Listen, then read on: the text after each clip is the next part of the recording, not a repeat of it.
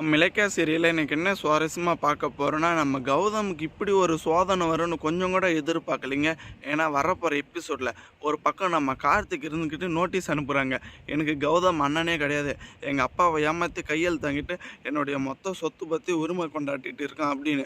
இதுவே வந்துட்டு நம்ம கௌதமால தாங்க முடியல. இன்னொரு பக்கம் பார்த்தீங்கன்னா, இந்த ரேவதி அம்மா வந்துட்டு வீட்ட விட்டு இப்பவே வெளியேத்தணும்னு இந்த பைரவி வீட்ல வந்துட்டு இப்படி ஒரு கலவரத்தை ஏற்படுத்திட்டு இருக்காங்க.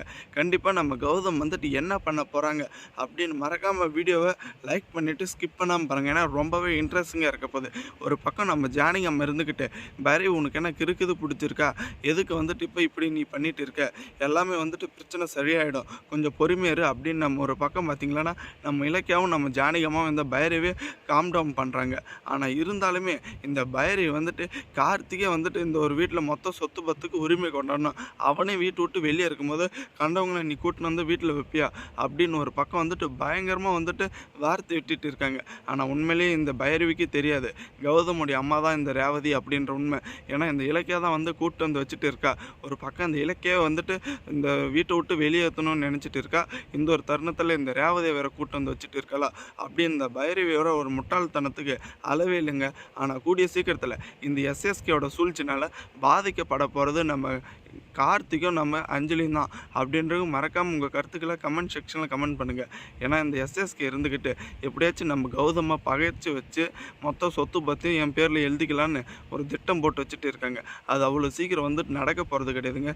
ஏன்னா பல நாள் திருடன் ஒரு நாள் வெளிவருவான் அப்படின்றது தான் உண்மை.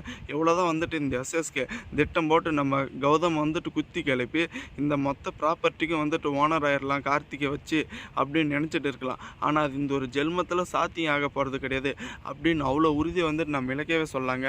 ஏன்னா இந்த இலக்கியா இருந்துக்கிட்டு, "கௌதம் நீ அவசரப்பட்டு எதுவும் முடிவு பண்ணிடாத.